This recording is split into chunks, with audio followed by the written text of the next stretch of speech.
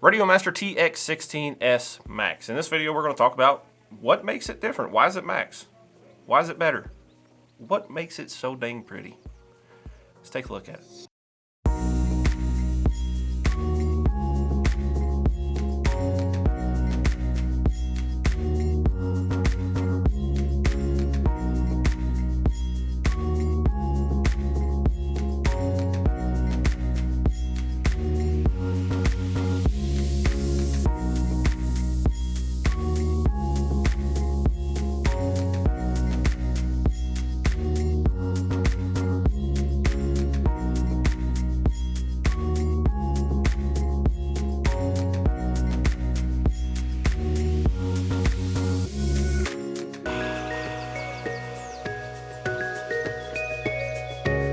Welcome back, I'm TJ. If it's your first time here, do me a favor, click the subscribe button, push the notification bell so you can see when we upload things like this review of the TX16s MAX. I'm going to treat this kind of like its own independent review, like we've never done any other videos before on the TX16s. But before we do that, if you actually have a TX16s and you're watching this video trying to figure out if you need to buy the MAX, not really. I mean, I don't want to say that because obviously that's, you know, our goal is to sell as much as we can. But if you have the TX16s Hall Effect gimbal version, you can actually make this transmitter by buying the CNC aluminum kit, the leather grips, and the face plates, and just spend the time and upgrade it yourself. But that's not what this video is not about that. This video is about the TX16s MAX and why it is, well, flat out awesome. You know, I love it. This is the one that we've been using. We actually got sent a few here a while back, but I didn't want to do a video on a transmitter that's not what you at home can buy from the store, because that's honestly not fair. You know, I want to do a full-on video on what's literally, you know, I went back to the warehouse, I got all these out, and I opened them up, and that's what this video is on. So, you know, we could have had this out a month ago just to beat the rush and be like, oh yeah, we're first, cool. No, I want to get you to see exactly what you're going to have in your hands if you go to the store and you buy the TX16s MAX. So what makes it MAX? You know, why is this radio so much better? And really, it's quality, it's feel. That's what I see. When I see this with all of the upgrades in it, it feels so much better than the $150 Hall Effect gimbal version. And it's really not anything changing except, well, cosmetics. So the CNC aluminum kit, you get all your little, you know, things around your switches. You have the different knobs. You have the different strap attachment here on the front. Your buttons are all CNC aluminum. It's got the metal scroll wheel. You know, you got the carbon faceplate. On the red one, we have the black leather grips on the side. On the gold one, you have the brown leather grips on the side. Now, you do have the gold edition, the carbon and red, and the silver, so 3 different versions.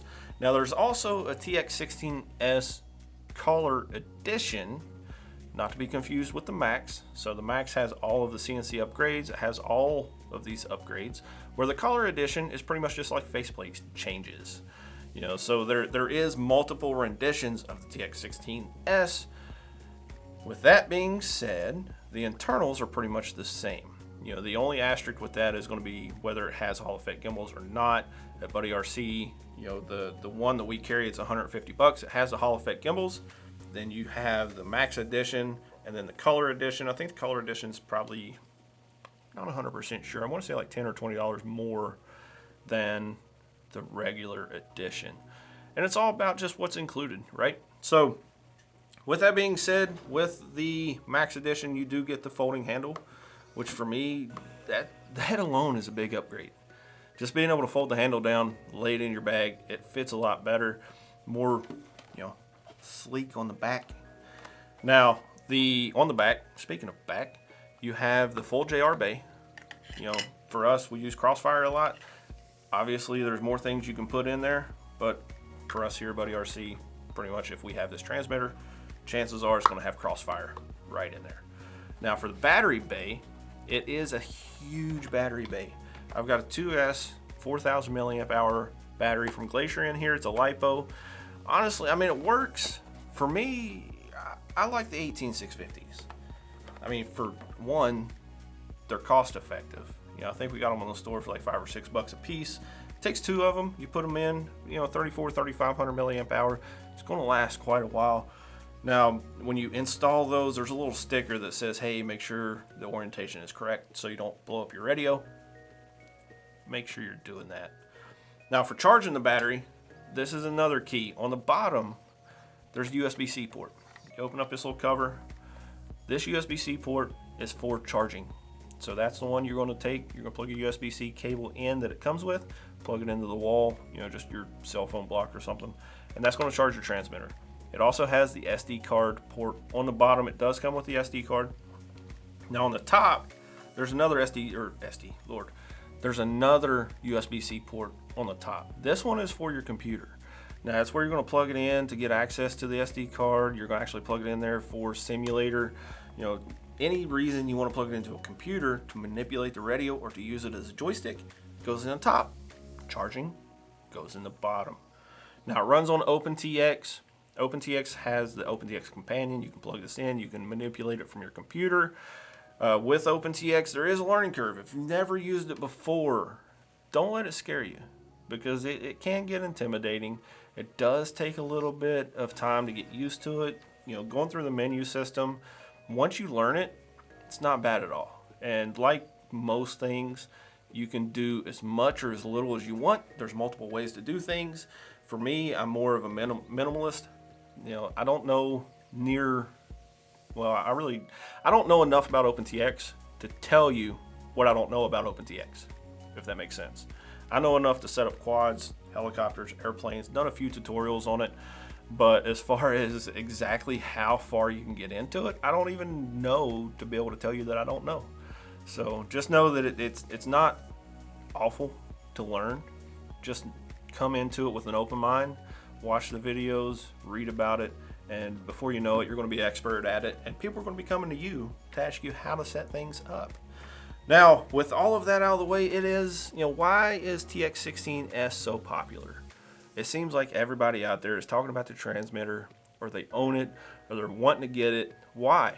Well, the main reason is multi-protocol. With the TX16s, it has a 4-in-1 multi-protocol module, meaning that there's so many different protocols that it uses that I really can't list them out. I'll put a link in the description to where you can go and see if it has it. Now, if you don't know what that means, what is multi-protocol? Well, pretty much if you have a helicopter or literally anything that runs on DSM, and let's say you have a drone that runs on FR Sky, and you bought a drone on Amazon that's from SEMA or Hubsan, this transmitter is going to work for all of them. And it really is, there's such a long list that most of them I've never heard of. Those are just a few that I've had personally that I've used this to work with, and it works flawlessly. And being able to go in and say, I have this new model and set up a model for it, and this one's FreeSky, and I'm going to set up this model for DSM, and just go in and change models, and it automatically switches between these two without needing to grab a different transmitter. That's worth price of admission alone. So it's a huge upgrade over the TX16s, just in quality and feel. Now you don't need the Max to get the experience and have the capabilities of multi-protocol. You can actually go to the $150 transmitter and get all of that feature. But really, if you're in it for quality and in it for the long haul, the TX16s MAX that's our go-to radio. Literally everybody here in the office has one now. So other than that, there's really not anything else to cover. It's a pretty quick video today. If you're interested in the TX16s video that we did before, links in the description. And otherwise, guys, appreciate you watching, and we'll catch you on the next one. Bye.